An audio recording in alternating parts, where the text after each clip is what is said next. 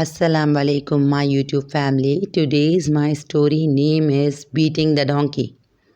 Early morning traffic lay snarled across the road in impossible knots.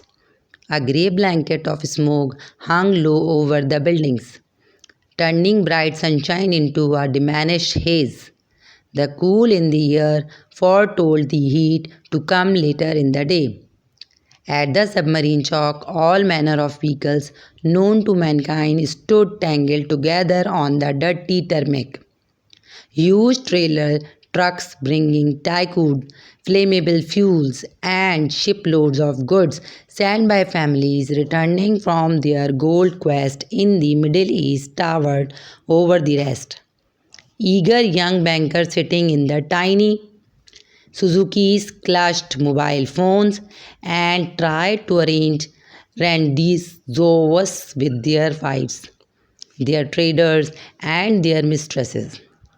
Fathers weaved through the gap on motorcycles, their children dressed in school uniforms and perched perilously on the handlebars like tiny sparrows.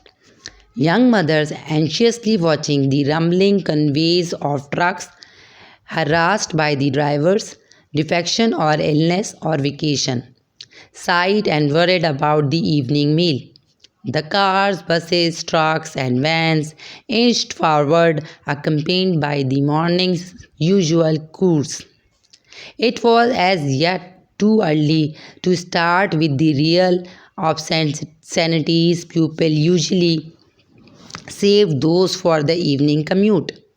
The traffic was least moving. Snails would have crawled by faster, but evil principals waiting with canes at the top of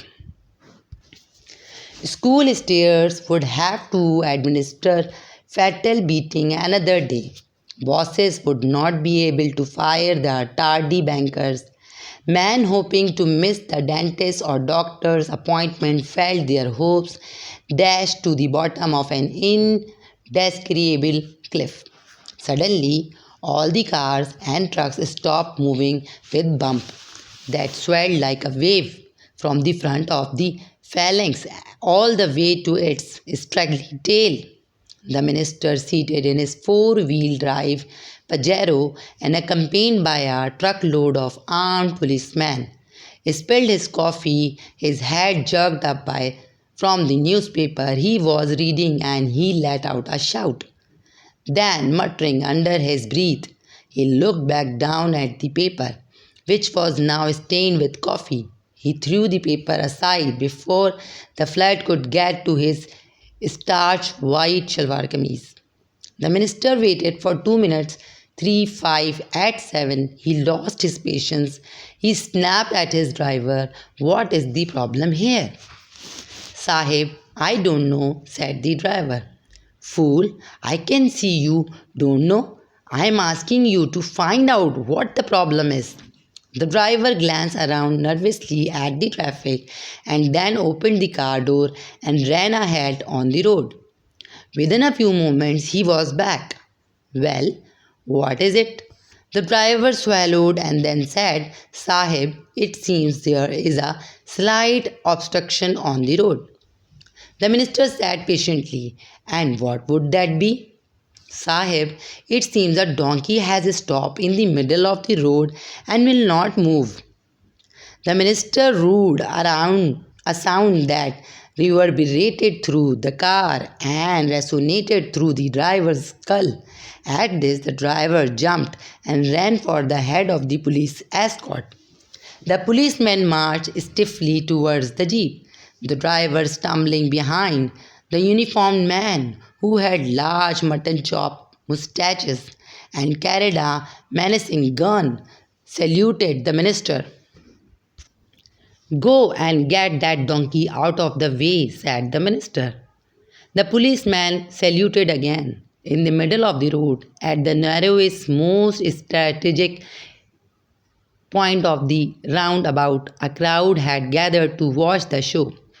The donkey stood in the dead center of the road. The owner of the cart, that the donkey had been pulling jumped up and down near the donkey's head, addressing it with a mixture of curses, pleas, shouts, and threats. You miserable, stupid creature, move, move! In God's name, move! What is wrong with you today? The policeman swaggered up to the scene and said with mock respect, Oi, Mia Sahab, the owner said. I know, Sahib. I am doing all I can to move this creature. That's not good enough, Mia Sahib. The minister is waiting and he is in a hurry. I order you to move this ridiculous ass at once. The honks and shouts from the surrounding cars and their drivers melded into a single cacophonous blur, drowning out the effect of the policeman barked orders. The owner of the donkey, however, recognized the note of authority in his voice and doubled his effort to get the unfortunate animal to move. Come on, you worthless, pathetic animal, get going. The donkey looked as if it was grinding. Move now, if you know what's good for you. The donkey yawned. The policeman decided to give the owner a hand. He prodded the donkey's skinny flank with the butt of his gun. Chalo bhai, he said as loudly as he could. The donkey raised its tail and dropped a pile of excrement onto the road. The policeman, flushed red as laughter, rippled along the ranks of the nearest vehicles. The drivers had given up on the hope that the problem might be solved quickly and had decided to watch the fun. Small boys ran up and down between the lines of cars, selling snacks and tea in case anyone wanted some light refreshment. This will not do, said the policeman. He marched back to the minister's car, where the minister's face had grown dark with impatience. Sahib, he said, the donkey is proving extremely stubborn. He will not move. What shall I do? The minister looked at the man as if he were the smallest, most insignificant flea in a dog's coat.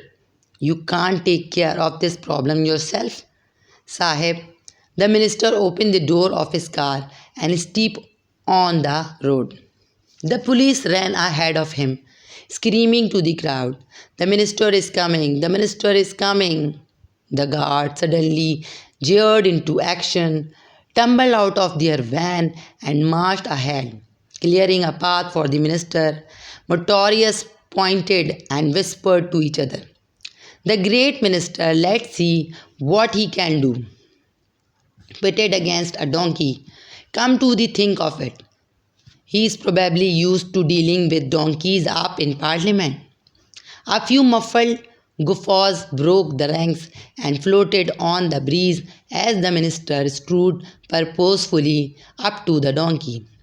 He eyed the owner contemptuously and said, Why is this donkey standing here in the middle of the road? The man began to apologize in a wheedling, piteous voice, but the minister raised one hand and said, Enough! The minister looked at the donkey fiercely, as if to say, Donkey, don't you know who I am? The donkey raised its lips from its gums and tossed its head. It seems to be snickering at the minister. Although those watching all remarked that, of course, a donkey could not tell the difference between a minister and an ordinary man. The minister pursed his lips and thought for a few moments. People later remarked that it looked like gears moved inside his head, the little cog and the big cog grinding around, making a strange squeaking sound. His brow wrinkled and his lips moved, as if he was reading something out loud to himself. He turned around and looked at the column of traffic awaiting his decision. When he swung back, his jaw was firm. If you cannot move the donkey in 30 seconds, I will order my man to shoot it. A collective gasp issued from the spectre's lips, and the cart owner cried out loud, Sahib, this is the only donkey I own. I am a poor man. I will be ruined. Voices rose from the crowd. It's too harsh. It's just a poor creature. Amma, they are not really going to shoot the donkey, are they? The minister raised one eyebrow, and the head policeman shouted out order to his subordinates. They linked up on the side of the road and raised their guns, taking careful aim at the donkey's side. The entire chalk grew silent as everyone waited to see what would happen. The owner of the donkey muttered prayer and curses, hoping that the minister would show mercy toward him and his donkey. The minister said to the man, I am going to give you one last chance to get this donkey off the road. The owner cried out, For the love of God, you demand donkey move? The donkey raised its head as if sniffing the air. Jaws dropped and eyes widened as the donkey snacked its mouth toward a poor boy selling bunches of roses. The donkey grabbed at the boy with its huge teeth. The boy threw his roses in the air and ran away, shrieking. The roses lay scattered on the ground. The donkey snatched them up in his jaws, chewed on them deliberately, and then turned towards the row of policemen. Nonchalantly, the donkey pursed its lips and spat the wet rose petals out of the guards.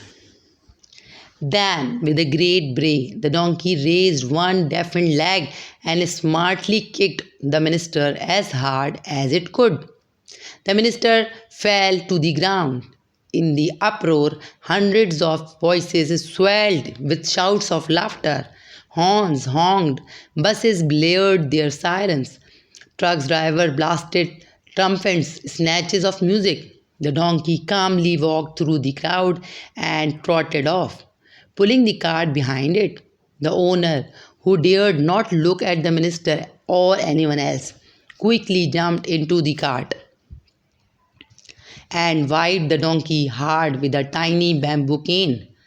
Donkey and master disappeared in the melee. Immediately, the cars, trucks, buses, and motorcycles surged forward. The minister roared from the ground, surrounded by the legs of his unlucky guards, trying to get up and order them to kill the donkey and its owner. But the traffic had swallowed all around, hiding the donkey and its owner from view. The policeman helped the minister to his feet. By the time the minister was standing again, traffic was moving around the chalk at normal speed. From that day forth, whenever people discussed the incident, they remembered how the minister had tried to beat the donkey. But the minister forgot one thing, they would say to each other with a smirk and glint in their eyes.